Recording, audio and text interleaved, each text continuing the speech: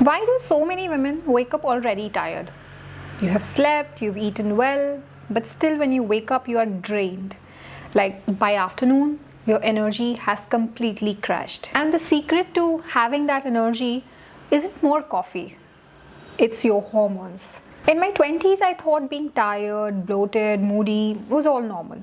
But in my 30s, I learned it doesn't have to be. Hi everyone, my name is Shreyashi and I'm a software engineer by profession, and I like to make videos on skincare, travel, productivity, lifestyle and all of that jazz. And today I'm going to be sharing some of the powerful habits which I have inculcated in my life, and these are very specific to balancing your hormones and protecting your energy so that you don't feel tired. Here are certain habits that completely changed on how I preserve my energy and protect it, and you can too. We women have so many different hormones, and our hormones are all the time all over the place, and that is why a lot of things occur in our bodies and in our minds, like tired, being less on energy, so many different things. But here are certain things that I've learned have helped me balance my hormones and can help you too. So without any delay, let's get started. Habit number one, and I definitely would recommend this to everybody, man, woman, but especially women, because women and girls refrain from doing this, and that is strength training. And please understand that doing strength training, picking up dumbbells or lifting heavy weights is not going to make you look manly or masculine. You know, you don't really have the hormones to make you look like that. But it's the single most important thing to incorporate in your life, because strength training has countless benefits actually. As we age, the strength of our bones deteriorate, the bones weaken, and you need those muscles to protect your bones so that you are not fragile and your bones are not fragile. Building muscle isn't just about looking good or toned.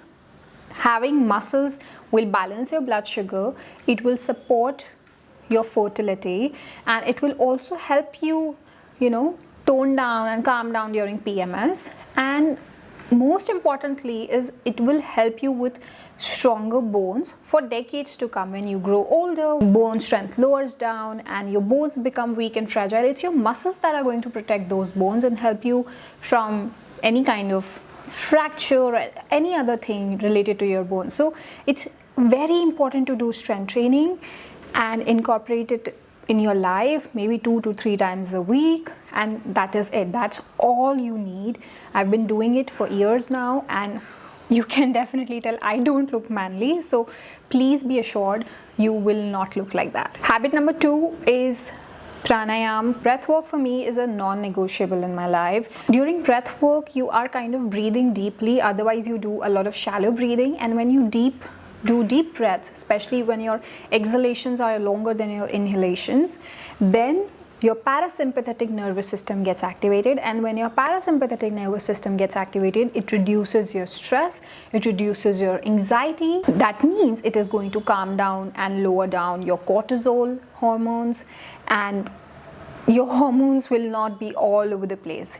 So it's very important to connect deeply with your breath. Like just 5 minutes of breath work. You can try anulom vilom, you can try just normal inhalations, exhalations, longer exhalations, smaller inhalations, just simple belly breathing or diaphragmatic breathing, anything that suits you or your timeline, maybe just 5 minutes, and that is all you need to have balanced, happy hormones. Habit number 3, balanced nutrition. If anybody out there is telling you to cut down carbs or cut down fats or cut down any other macro or micronutrient from your diet, please do not listen to them. A balanced nutrition meal plan is something that has everything in balance. It just doesn't let go of one or the other food group.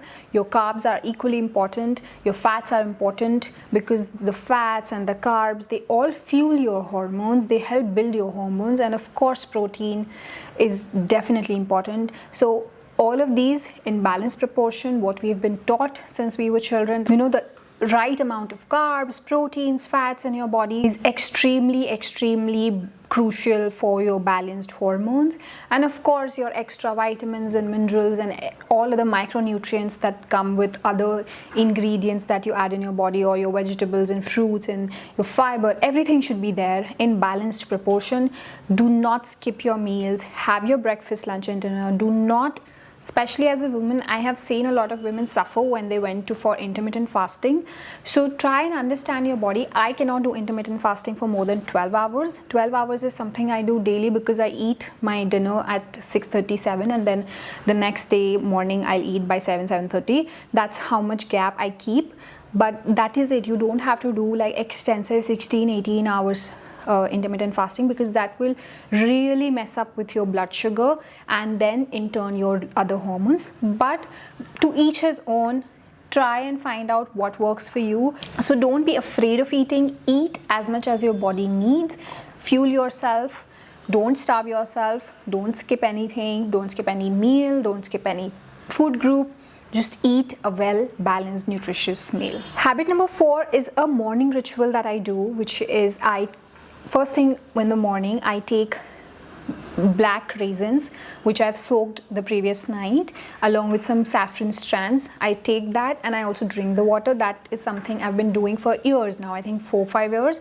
And that has had such an immense benefit for my hormonal health. A lot of women are very low on iron. A lot of women lie in the anemic range. So black raisin, or munakka as we call it, is really good for your iron levels. It supports healthy periods and energy, and honestly it's something that everybody should do. I mean, not just women, everybody should do, but specifically for women this is very important.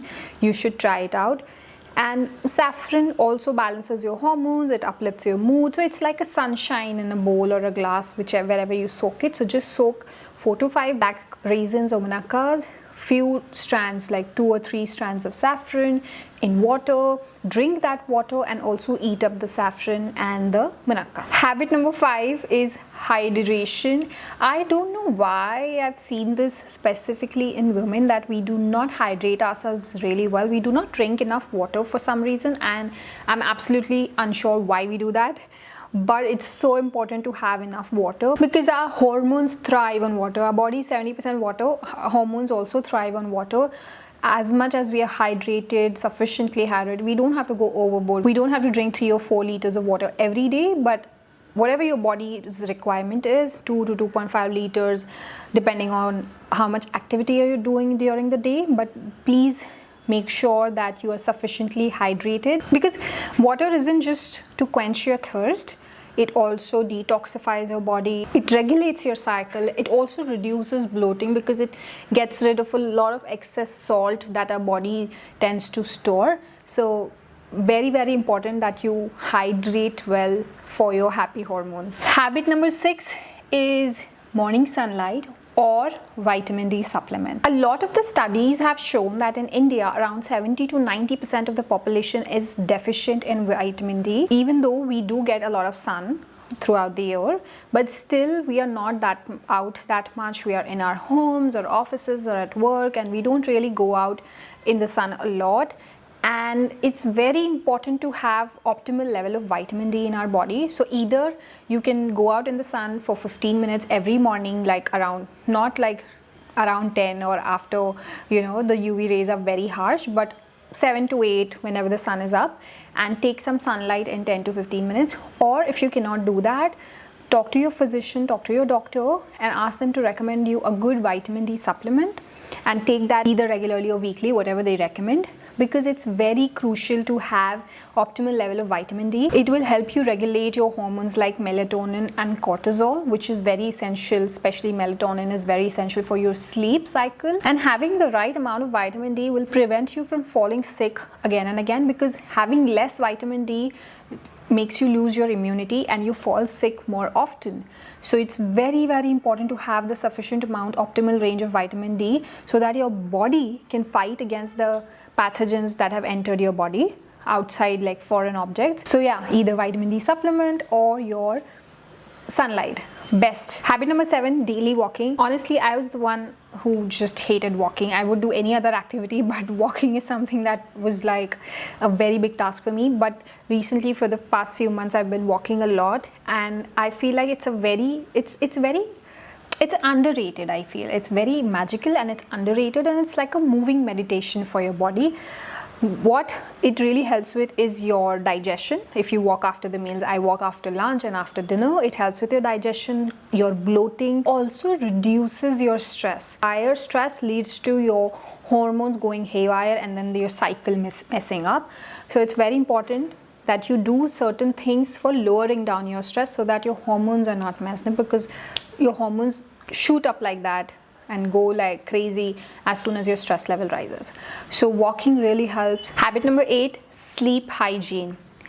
As much as your exercise and your eating is important for good hormones, healthy body, sleep is the most important one, because if you're eating well, if you're exercising well, you're doing everything well, but if you're not sleeping, your body's not getting time for recovery. It's not restoring whatever damage has been done throughout the day. It's not repairing your body, it's not repairing your tissues and cells and so many other things. So it's very important to sleep well. At least 7 to 8 hours of sleep is extremely important. Women need more sleep than the men because of their hormones. So whatever your body feels like, if you want to sleep for 8 hours, if you want to sleep for 9 hours, do it. It's really imperative that you sleep very well, and no amount of skincare, no amount of supplementation can replace a good sleep. Habit number 9, journaling and affirmations. You know, hardly it happens that we stand up and look in the mirror and say good things about ourselves, say things like, I deserve it, I'm worthy of it, I deserve all the love I'm getting, I deserve much more, I am blessed, I'm abundant, I am going to fulfill all my dreams, I'm going to achieve all my dreams and ambitions, and I'm going to get everything that I desire. And the most important, I'm beautiful. Even though I have acne on my face, I'm beautiful. Even though there are certain features in my body that I might not like, I am beautiful because I am in this world and I'm alive. It just completely shifts your mindset. So it's very important that every morning you wake up, you look in the mirror, look at yourself and just say good, positive things to yourself, so that you can just be in a good and positive mood at the start of the day. And what journaling will do is, you will write down your thoughts, whatever is stressing you out, you just write it down and your mind becomes clearer. And a clearer mind and a positive mindset will help your hormones be balanced, because hormones just don't respond to sleep or just don't respond to eating or exercise. They also respond to your thoughts. The more negative you think about yourself or any situation in your life, your stress level, your anxiety shoots up, and your hormones are like a sine wave, up and down and up and down. It's very important that you clear your mind, you say good things about yourself, you be in a positive mode, and you help your hormones be stable and balanced, and just love yourself for whatever you have achieved and whatever you're going to achieve. Habit number 10 is cycle syncing. For the longest time, I thought I can do anything at any given point of time, especially with respect to what I'm eating and working out. I thought if I'm able to work out today, I'll be able to work out 1 week later with the same energy. But that's not what happens with us. It happens with boys. They have the same kind of hormones. They don't go through their menstrual cycle phases, but we as women have menstrual cycle and it differs. The phases are different. Like especially for me, in my ovulation phase or my follicular phase, I'm like, whoop, so much of energy, I can do the hardest lifts. But when I'm in my luteal phase or my menstrual phase, I am unable to do anything. That's why I don't work out during the menstrual phase, because it's hard. I mean, for some women who are able to work out, good for you. It's just that understand your body. If you are able to do it, if you have the energy, and if you're not pushing yourself beyond a limit, completely fine, go work out. But if you are not good and feeling good and it's just out of compulsion you're doing it, please don't do it. Please rest well, because your body is healing and it's going through certain things that you don't want to disturb. Let it just focus on repair and rejuvenation, and just don't force yourself to get out of your bed and go work out. So just analyze your body, how it feels during different phases. Track your cycle, because it's very important to track it, to understand how you're feeling on what day, and energy wise and mentally and all sorts of things, because your hormones do affect all these things, and what you are craving for, what you want to eat. Maybe you want to eat more carbs during your luteal phase. Completely okay. Just go according to what your body wants to do. Listen to your body. It's very important to listen to it, what it tells you. Your body gives you signals, so just listen to it, understand what it's trying to say, and just don't be hard on yourself. And most importantly, it's okay to slow down. It's okay to take it slowly. It's okay to listen to your body. Take it easy on yourself. Don't be too hard on yourself, because you're a woman. You have this amazing, beautiful gift of womanhood. Not everybody gets this chance in their lifetime to be a beautiful woman, and you are a very beautiful woman. So please, please, please be kind to yourself and be kind to everyone around you.